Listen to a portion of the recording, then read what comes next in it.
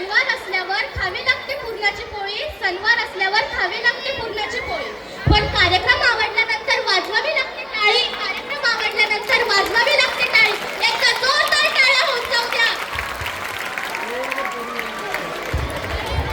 हो जाए अब तक आपने गीतों की मिठास सुनी, नृत्य की लय देखी और प्रतिभा की चमक महसूस की. अब जरा मुस्कुराने की बारी है, क्योंकि कहा गया है जहाँ हंसी है वही खुशी है और जहाँ खुशी है वही स्नेह सम्मेलन की अर्चना रखे.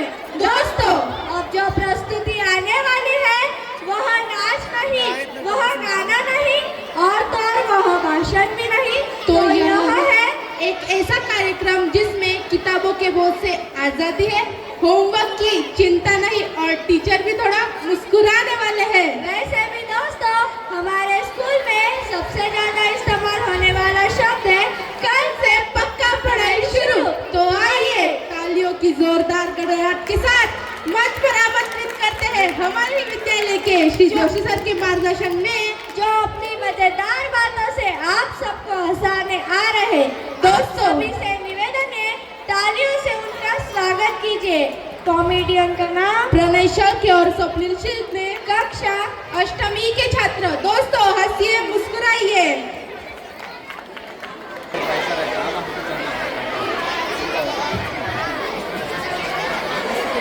अरे भांड्या भांड्या भांड्या, काय सोम लावले, जरा सोयीनं राह ना.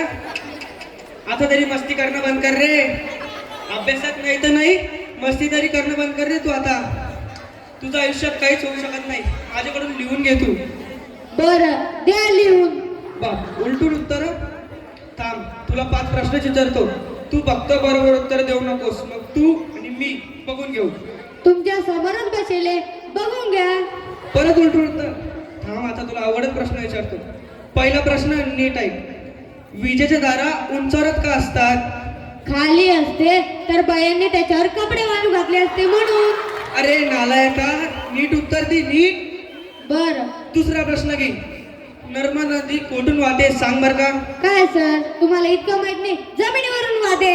अरे गाद्या, नकाशात कोण सांग, नकाशात. नकाशात कशी वाईल? नकाशा ओला नाही का व्हायचा?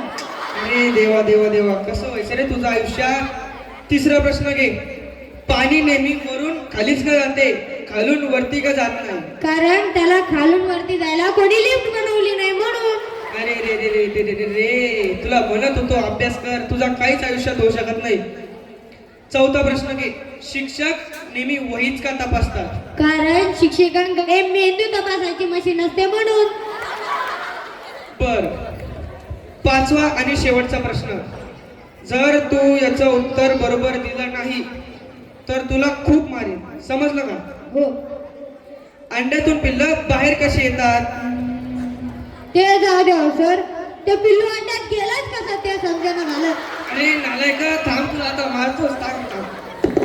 थांबा, थांबा गुरुजी, थांबा थांबा थांबा.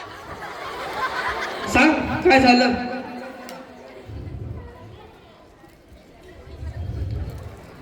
अरे काय हे बघा, पोरांना मारायचं नाही, सरकारचा आदेश आहे. अरे देवा, आता मी कसं शिकू माझ्या विद्यार्थ्यांना?